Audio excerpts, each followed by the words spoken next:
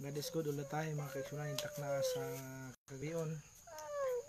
Salamat sa Dios sa iyang higayon nga kita naka live streaming no sa pinagi sa pulong sa Ginoo, og salamat sa Dios sa atong mga pagpanalangin sa Ginoo. Kumusta sa tanang mga kaigsunan nga tungod sa pandemic no, mga irregular ang atong mga panahon. Apan salamat sa Dios sa iyang pulong nga nagapadayon, og salamat sa Ginoo sa atong panaw. Ito dapit sa Butuan ang Dios nagapanalangin ilang pastor Mediabito, og salamat sa Dios kay dito napita nagkamot sab sila, og pagka Wibis may laos kita ilang pastor Toribia sa Hingoog sa Barangay San Miguel. Wibis sa gabi ang krusada, og salamat sa Dios kay dunay nagpadalangin nga mga pulong sa Ginoo sa atong Salvation Healing Crusade. Doon na po midawat sa pulong sa Ginoo sa healing. Dunay na ipang-ayo sa Ginoo, dunay sa kagawad nga sakit ang iyang ribs tungod kinahulog siya sa bato. Apan giayo sa Ginoo, doon na po isa kamang grade 7, 13 years old. Kuman sa mga pagampo ay una nalitok ang papa, karon nakasulti na siya. Ug pag-ugma na imiapasab nga ang iyang anak usay pun kamang sulod sa 30 ka tuig nitong isuginlan sa pulong sa Ginoo. Ang isuginlan niyang inahan nga ugma unya human sa bautismo ang imong anak makasulti. Ug ipanami paingon sa bautismo uban siya duha ka anak, nagpabautismo silang tulo. Kuman sa ilang bautismo kung iputan ni anak nga bungol og amang nga di ba brother, nakadungog na kas pulong sa Ginoo, naayo na ka. Yung nalitok pa siya is amen. So duha ka amang giayo sa Ginoo dito tapita sa Barangay San Miguel sa tong Healing and Crusade, ug nabautismo sa tulo, og daghang sa midawat sa Ginoo mo na nga taliwala sa tong panahon karon. Ang Dios buhi nga nagapadayon sa pagmuhat sa matag usa kinabuhi tungod kay diya sa imong kinabuhi kung tagaan nimong panahon ang Dios sa imong kasing-kasing siya ang magahari, magapadalangin, siya maga-guide sa imuha paingon sa gisaad sa Ginoo. Sa magamputan Dios magapanalangin sa matag usa.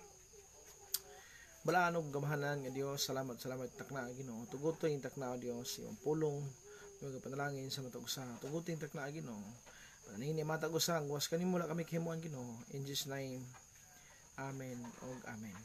So sa atong panahon karon sa pandemic na to, wala pa gani mahuman, wala pa gani nabalik ang face-to-face classes. Niabot na po ang gubat sa Ukraine ug Russia, which is it is an prophetical evidence kuni siya ang ipamulong ni Jesus Christ atong Ginoo nga dungog ka gubat, dungog sa gubat, ug niya kita karon sa aktual nga panghitabo nga nahitabo sa kalibutan.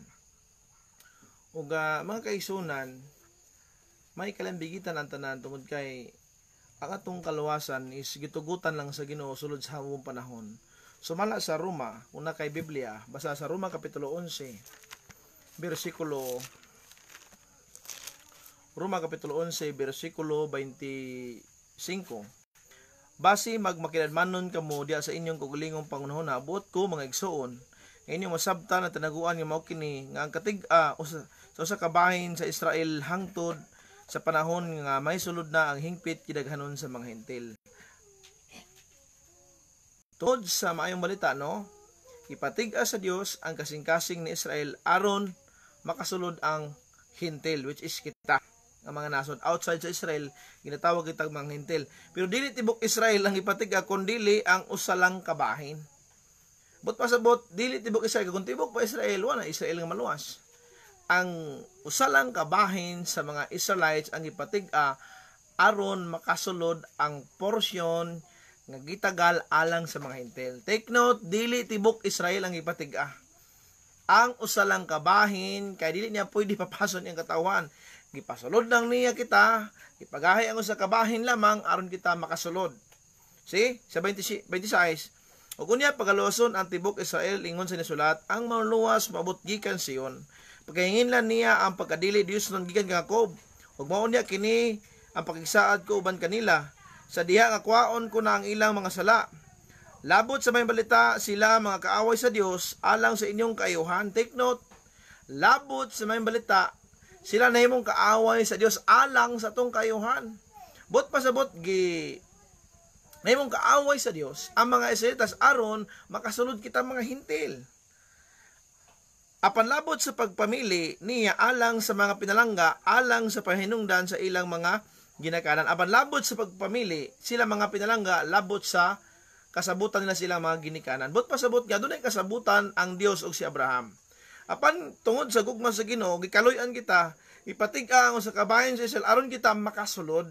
Muning kita ko grasya, because unmerited favor of God tungod lang sa kaluoy sa Dios. Manaingon ni Apostol Paul nga magkinabuhi kita nga mahadlokon kay kung giputol gani sa Ginoo ang original nga sangaon sa pagkakita mga hintel. Busa kinahanglan nga dapat kung masayod ka sa pulong sa Ginoo, wala kay kapasigarbo sa imong stand karon tungod kay gikaluyan ka sa Dios. Apan kung ang pipila ka mga sanga gimutol og ikaw sa Roma 11:17, ug ikaw nga sa lingsing sa olibo nga ihalas, gisumpay lamang diya sa ilang dapit aron makaambit sa kabandianon sa kayong libo. Nanayaw pagpasigarbuhi ang mga sanga, kung magpasigarbo man gid ikaw, hinumdumi nga dili baya ikaw ang nagasapnay sa punuan, hinunua ang punuan mao nagasapnay kanimo. Magaingon ikaw ang mga sanga mamutol aron igasumpay ako diya sa ilang dapit. Tinuod ka na, ipamutol sila tungod sa ilang pagkadili matinuon, apan ikaw nagabarog pinagi lamang sa pagtubo sa ayaw pagpaytaas sinunua pagbarog nga mahadlokon. Kay kun wala man gani kaluy sa Dios ang sangang tiunay, dili usab ikaw niya pagkaluyayan. Busa timan-i ang pagkampanguron o pagkampiuton sa Dios, mapiuton kanila nga mga nangatumba apan panguron ang Dios kanimo basta magapadayon ikaw diya sa iyang pagkampanguron kay kun dili man ikaw usab pagaputlon. See? Igo lang kita nagbarog maisunan sa pagtuo, gikaluyan lang kita sa Ginoo. Wala kitay ipagpasigarbo nga naman, igo ra kita gisumpay. Pag-abot sa hingpit gidaghanon sa mga hintil, muni karon ang nahitabo gihulat pa. Ang hingpit gidaghanon. Pag moabot ka na hingpit gidaghanon, mas maayo nga masirad-an ka nga nanakasulod kaysa masirad-an ka nga nakasagawas. Kay muning gitawag sa salvation sumala sa unang Tesalonica kapitulo 1 bersikulo 10.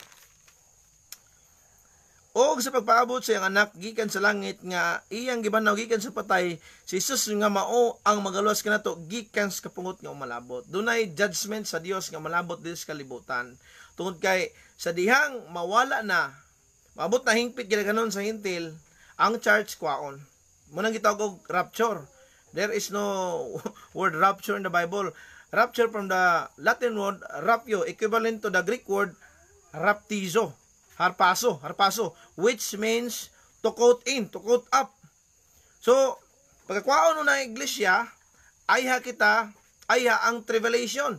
Kay, gipaabot sa ang hingpit kaya ganon. So, kani karon nga panahon, maisunan, dili ni permanente, nga gitawag og grasya. Doon na kini limit. Now, alang karon ining panahon na ang Dios naghatag og panahon alang sa matag usa sa paghinulsol. Gitawag ni siya divine appointment of God. Bisan sa pangitabo karon, it is a prophetical evidence nagpamatuod nga niya kita sa kaulay-ang mga adlaw tungod sa pulong ni Ginoong Hesus. Busa importante kayo nga imong tagaan o dakong bili ang Dios karon sa imong kinabuhi kay kana imong nadawat appointment na sa Ginoo. Dili ka nagpili sa Ginoo kundi ang Ginoo mo nagpili sa imo aron makasulod ka tong gisaad sa Ginoo, pero timan nga panahon kana siya is a privilege. Wala kitay angay ikapasigarbo kay grasya ra ni sa Dios nga atong nabaton ng gikan sa Ginoo. Now, take note, sa diyang nahimugso ka sa tubig, naingon sa unang Korinto kapitulo 6 bersikulo 11, ang uban kayo nabalaan na Roma 15:16 ang nagbalaan sa ato ang Espiritu Santo.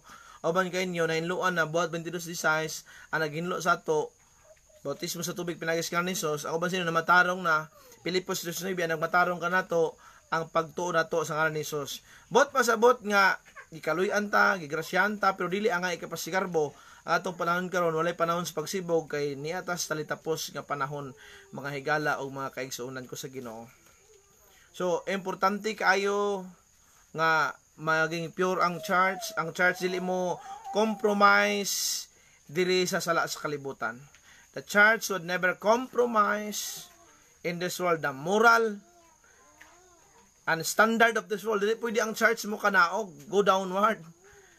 Ngano man, ang standard sa Dios is pinakataas nga standard makaisun. Dili pwedeng ang church mo compromise. Ngano man kung ang church mo compromise, may kanaog siya diri sa kalibutan because ang Dios na ning kalibutan na mo ang yawa. Subot pasabot kong mo sit in ka sa mga standard ning kalibutan na imong giunon ang Dios ning kalibutan na. Ngano man kita mga tao sa Dios, mga anak sa Dios, so dili ta pwede nga munaog sa standard og moral values diri sa kalibutan kaya nga atong standard, ang atong moral standard is ang pulong sa Dios. Gituga sa Dios sa ato aron sa pagkinabuhing balaan, putli ug matarong aron kita makaadto din ang gisaad sa Dios. See? So doon na kita, guiding principle is the Word of God. So timani pa kayo may sunan nga kanang imong nabatunan karon nga kaluwasan is privilege na. O kaning atong gisigutan is niyatas talitapos nga panahon. Niyatas talitapos nga panahon. Busa timani kayo ang pulong sa Ginoo nga atong napatalinghugan tungod kay ang mga prophecy nga gisutan sa atong Ginoo, dunay famine, earthquake, gubat, tungod sa gubat, ang Ukraine ug Russia na nakaroon sa 20 kapin kaadlaw ilang panaggubat, which is walay makapuhong bisag kung saan may sunan tungod kay gisulti ni daan si Ginoo, heavens and earth shall pass away but my word shall not pass away. And akong pangutana si imong kagulingon karon kung mobalik si Ginoo sa andam na baka. Ayaw og sigig tan-aw sa imong silingan, kay imong silingan din na may makukom sa imong panahon. Ay pag sigtan-aw sa balita sa TV kay din na may makukom sa imong sa umang panahon. At man na imong kagulingon kung andam na baka na nahinluan na baka sa tubig sa bautismo sa Ngalan ni Jesus, nabalaan na baka sa Espiritu Santo, na matarong na baka sa pagtuo, see? Kaya kita gipakisama magsunan sa mga Israelites sa ilang panaw, silang journey, gitawag sila katawhan, pero doon na sila gitawag wanderings dito sa kamingawan. Nga naman, bisan gitawag sila katawhan, pero tungod silang pagkadili matinuon, gitawag sila, nagwander sila, nagtuyok-tuyok lang. Sa mga Christian karon bisag gitawag sila katawan sa Ginoo, pero tungod sa ilang pagkadili matinuon sa pulo sa Ginoo, nagtuyok-tuyok lang ang ilang pag-alagad. See? Sa 600,000 ka tao ang nakasulod wara si Joshua ug si Caleb, even si Moses, the great leader of God, wala makasulod nga naman, wala niya gibalaan ang ngalan sa Dios. Taliwala sa mga ansyano. So dili garantiya maksyonan kung ikaw sa ka-leader nga permanent na yung posisyon sa kaluwasan. Importante kayo ang imong pagkamahadlokon, ang imong pagmasinugtanon sa pulong sa Dios. See, kay ang Dios walay pinalabi sa tao, pero sa English na there is no respecter of person. Matpasabot nga wala gitanaw sa Ginoong propesyon o sa klase nga tao, ang gitanaw sa Ginoo sa imo is imong pagsugot sa iya. See, nabalik ta nyata karon sa talitapos nga panahon. Ang silyo is naa ihatag sa Dios. Ang silyo sa Dios ang iyang espiritu. Paninggamuti pa kayo ikson kay dili ka pwede nga matawag nga naasulod sa gingharian sa Ginoo wala pa kay silyo. It is a God's declaration, dili siya imuhang declaration nga ako tao ko sa Ginoo, ako nailan ko sa Ginoo. No. It is a declaration of God. Ang silyo sa Dios is ang iyang espiritu. Na kung wala pa nimo madawat ang espiritu sa Ginoo, dili pa ka silyado sa kaluwasan sa Dios. See? So kinahanglan unsaon man. Importante nga una sa Lucas 23 pangayoon nimo. Sa 1:14-21 pahigugman nimo sa Dios kay sadyang mahigugma ka sa Ginoo, di nimo na pangayoon kay ang Dios na imuhatag sa espiritu sa imo. Kanaman ang seal of salvation is the Holy Spirit. See? So God's declaration na nga nakasulod sa kingdom ni Jesus Christ, yan ang pamatuod na sa Ginoo ning kahuliang mga adlaw karon og daghan manunga mga false prophet, mga false Christ, mga false teacher, earthquake, famine, tabo na karon. So ang ipaabot karon mission is the fullness.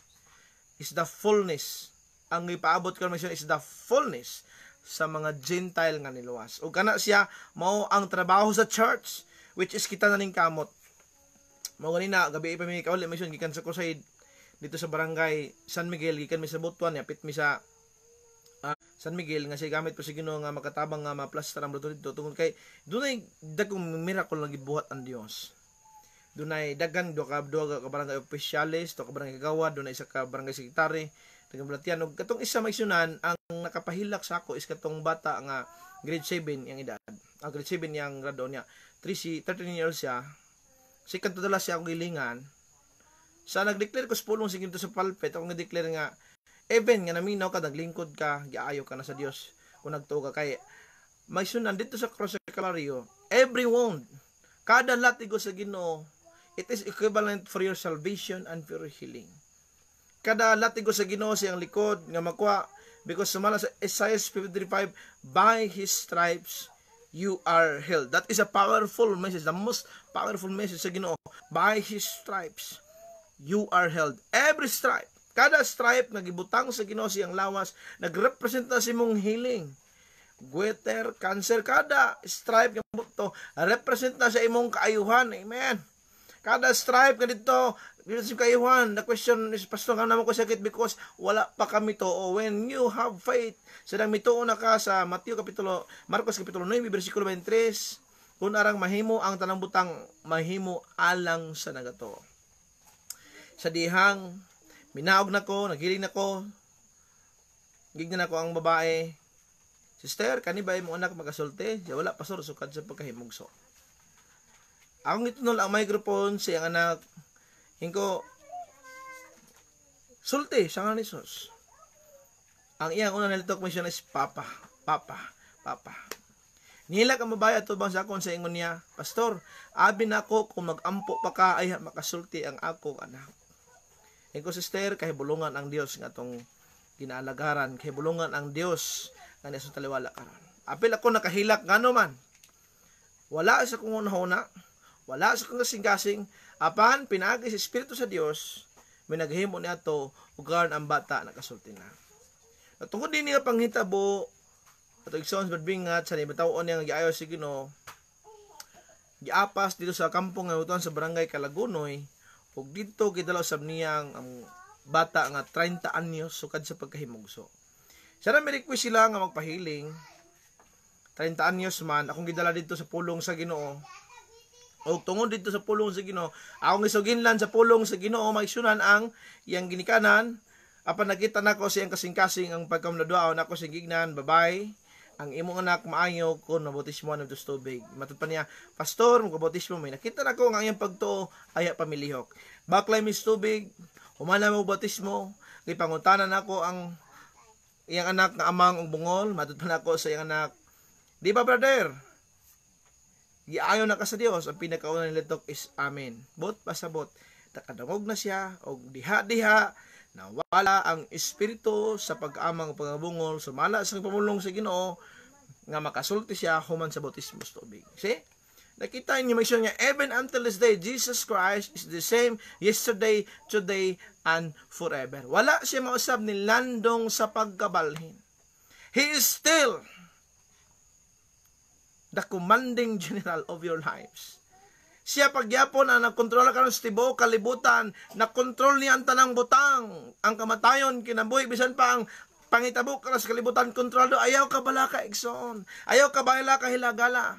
Kung magkinaon sa ni, musangkot ang atos gingrian sa Dios, ang importante lang, to be faithful with God.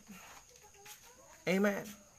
So, dili kinako tas unang pulong sa Ginoo, ang importante lang, una, sa di pa kumabiya diri ang pag-healing.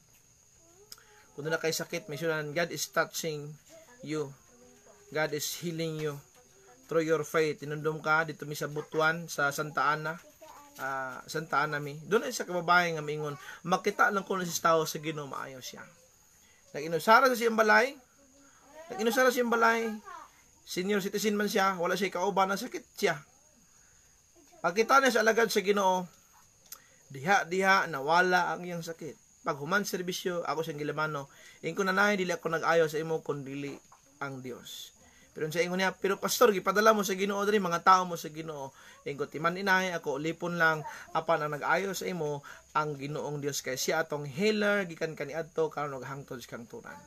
Now, kung doon na kay sakit, balatian karon diha. Timan ni nag-ingon si Ginoong Hesus, kung sulod diha sa imo kasing-kasing nagatuo ka, then walay imposible sa Dios. Naman siguro kay positive ka sa COVID-19, God is a miraculous God.